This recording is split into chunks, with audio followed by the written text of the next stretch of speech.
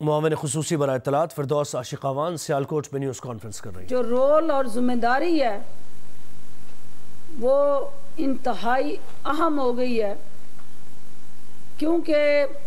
हुकूमत ने पहली दफ़ा पाकिस्तान की तारीख़ में उलमा, मशाइख और मजहबी रहनुमाओं को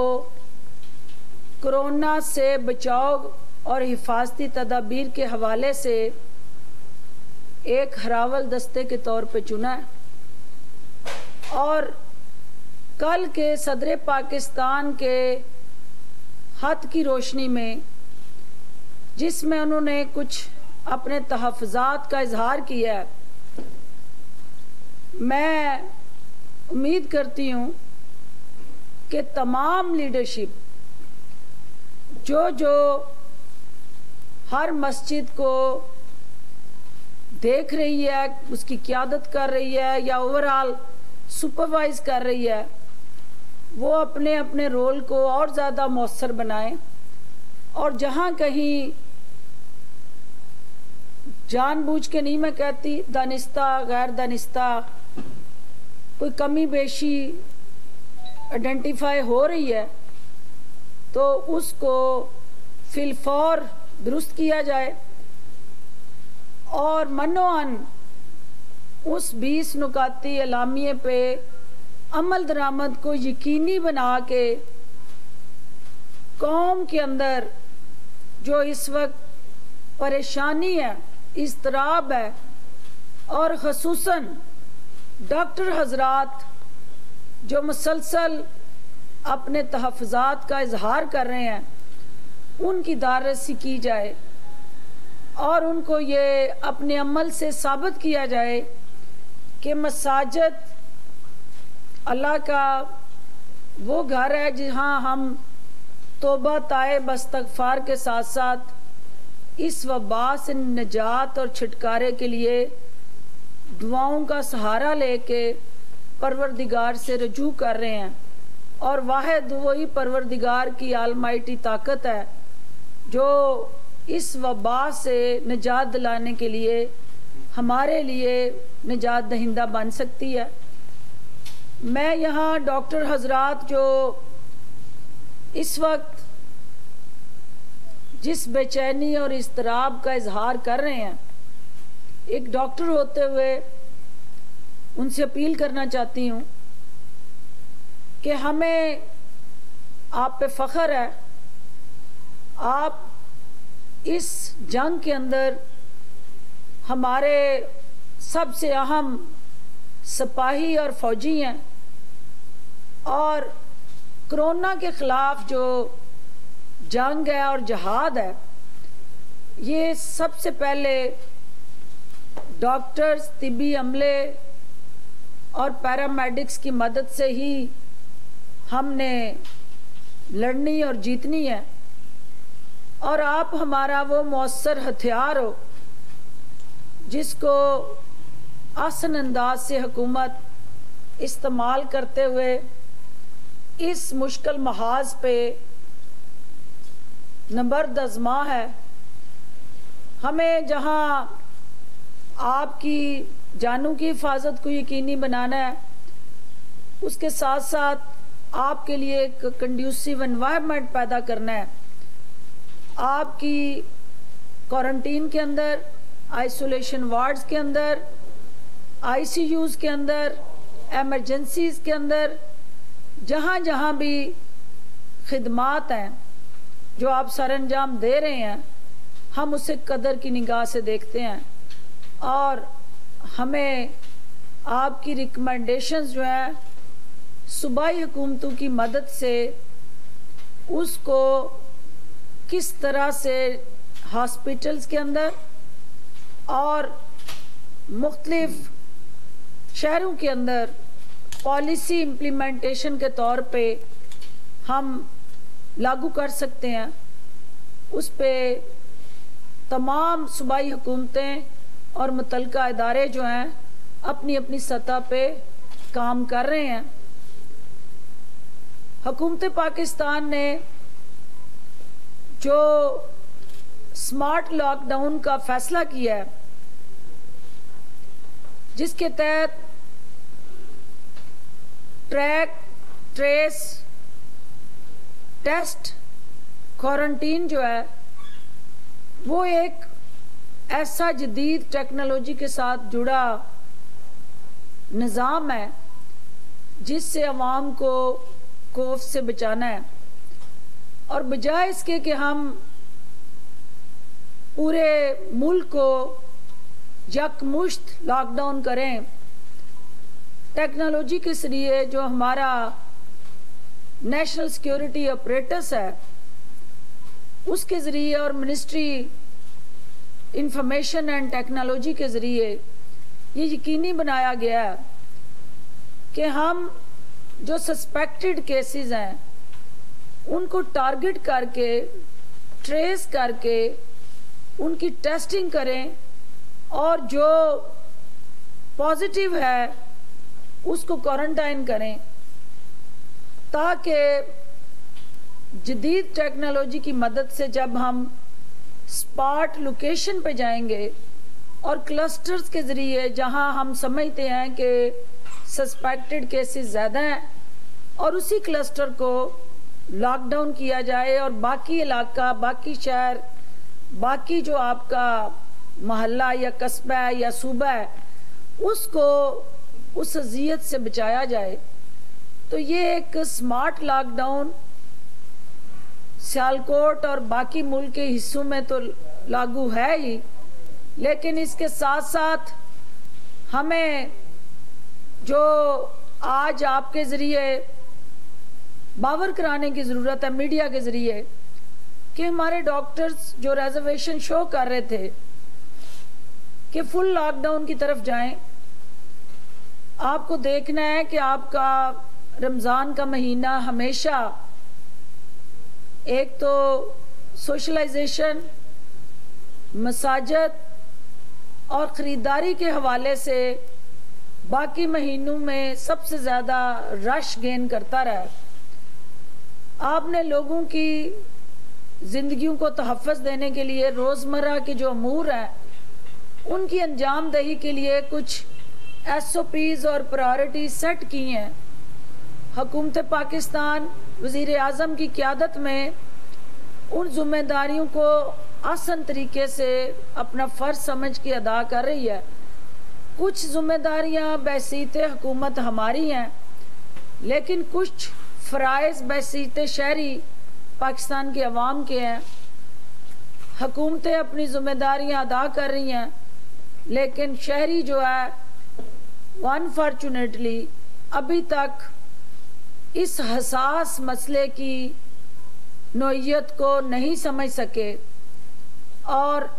बार बार अपीलें करने के बावजूद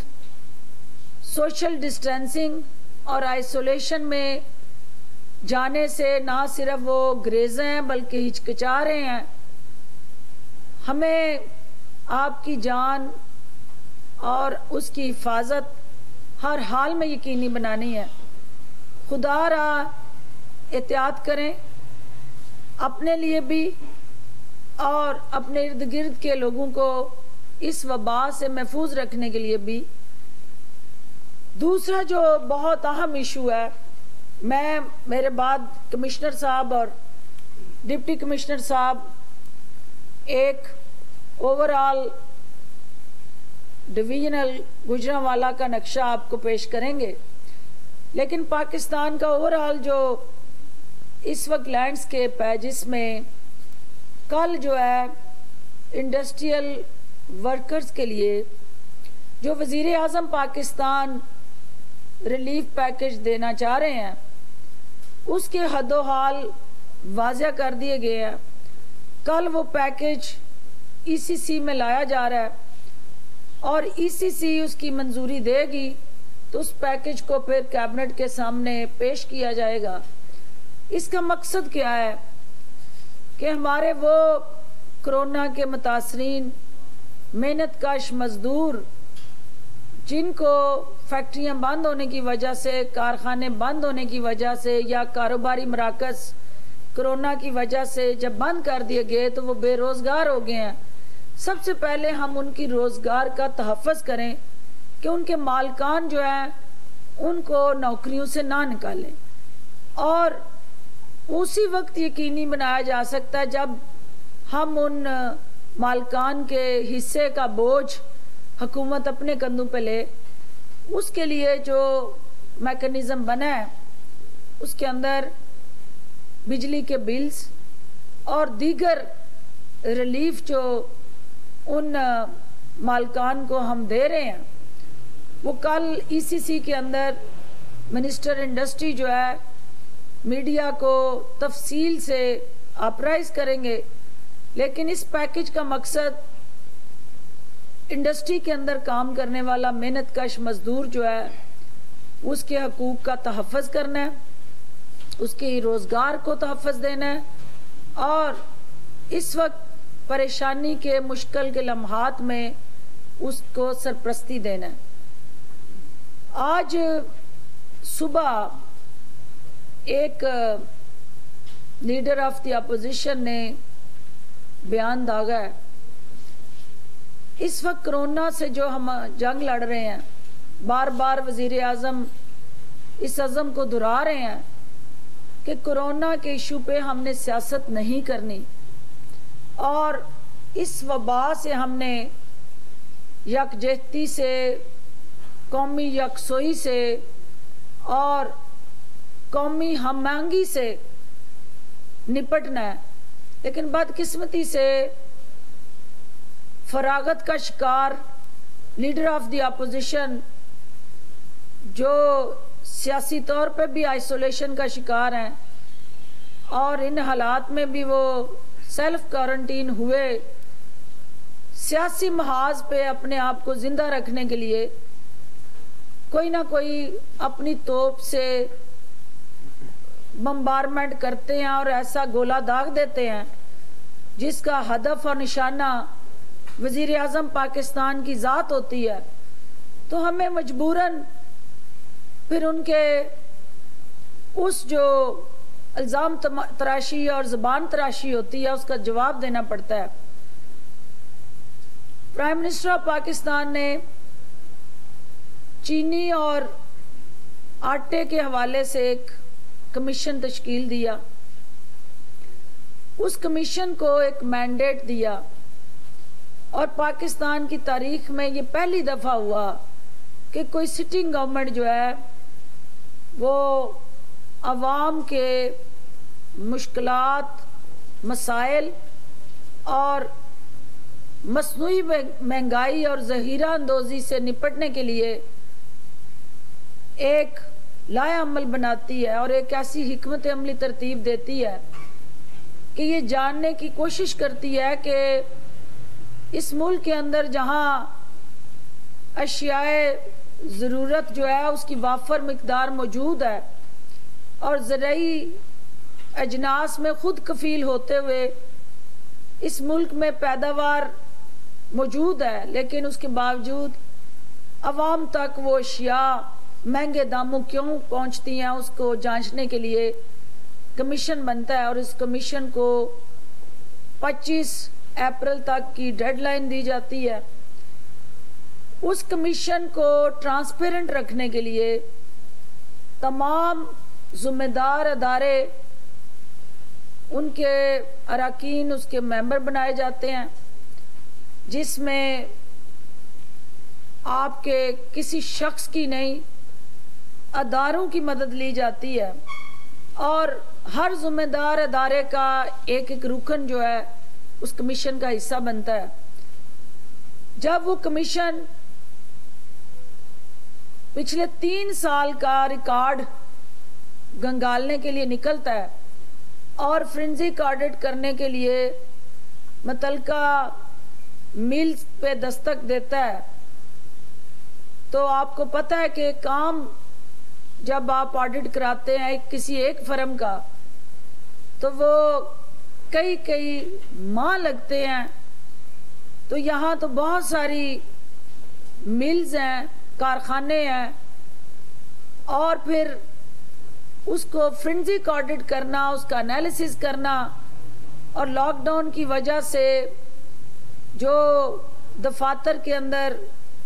आपको पता है ह्यूमन रिसोर्स में कमी रही, तो जो लेजिटिमेट उस कमीशन का इख्तियार है कि अगर उसको दिए हुए सेट टाइम में वो कमीशन अपना काम मुकम्मल नहीं करता तो ये कानूनी तौर पे उस कमीशन के इख्तियारात में शामिल है कि वो टाइम एक्सटेंशन की अपील करता है।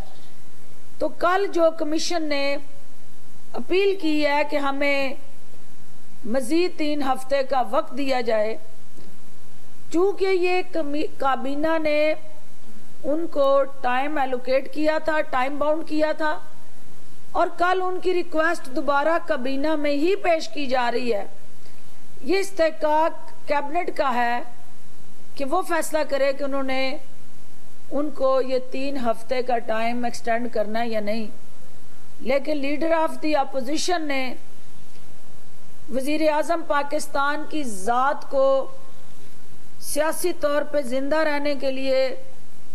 इल्ज़ाम तराशियों का टारगेट बनाया। वो शायद ये भूल गए हैं कि इस हुकूमत को अभी आए 2 साल